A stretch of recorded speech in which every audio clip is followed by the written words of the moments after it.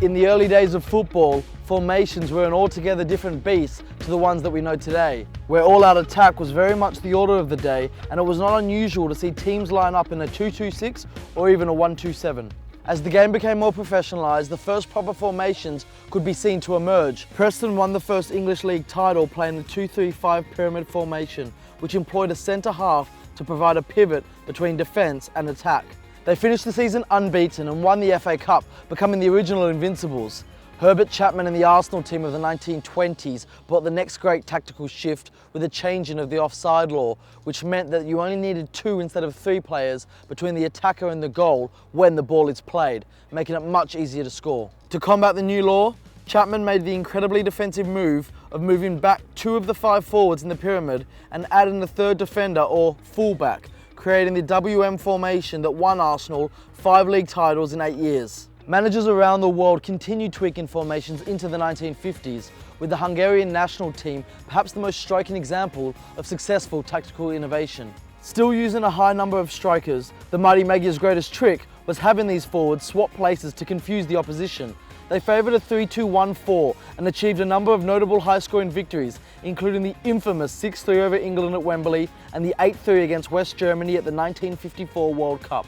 The free-scoring hedonism of the 50s couldn't last forever, and teams started employing a bit more defensive solidity in pursuit of success. Strangely, Brazil can be seen as the pioneers of this more defensive mentality, but they won 3 out of 4 World Cups between 1958 and 1970, playing a 4-2-4. Of course, it helped having players like Garrincha, Jorginho and Pelé to carry it out, but the innovative use of attacking fullbacks made them more solid at the back and gave the front players more freedom. By the 1970s, new strategies were desperately needed to overcome the 4-2-4, and what the Dutch came up with was truly spectacular, as Ajax and the Dutch national team played what they like to call total football. A formation that wasn't really a formation at all.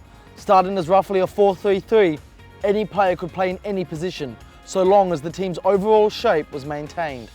This revolutionary style would take the tiny nation of Holland to 2 consecutive World Cup finals, although they famously lost both.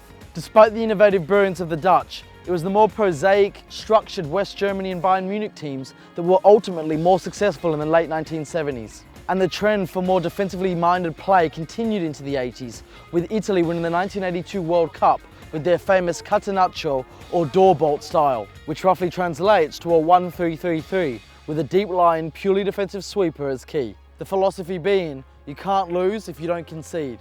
From this defensive base, the Italians made devastating use of the counter-attack, and catenaccio is still associated with the Italian teams of today.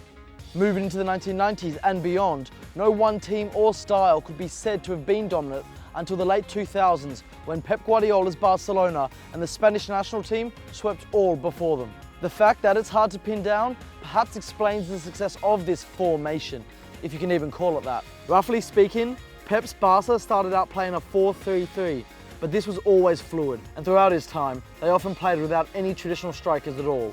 The key features of Pep's side were many and varied, but it was predominantly built on the principles of hard work, with high-intensity pressing to win the ball back quickly, attack as a form of defence, massive amounts of possession limiting the opposition chances to score, and the relentless passing that came to be known as tiki-taka. Barcelona won an unbelievable 14 trophies from 19 competitions entered under Guardiola, and Spain won 2 European Championships and a World Cup employing a similar philosophy. Since that, several teams have enjoyed success playing a variety of different ways, including Jurgen Klopp's heavy metal football at Dortmund, Jupp Heynckes' balanced approach to Bayern, Ancelotti's thrilling counter-attacking with Real, and then Barca's resurgence under Luis Enrique, playing more direct and utilising the talents of their peerless front three, Messi, Neymar and Suarez. As for what's next, well, who knows? Leave a comment below and tell us how you see football tactics evolving. Make sure you like the video if you want to see more of this, and as always, subscribe to Copper 90 to get the best of football culture around the world.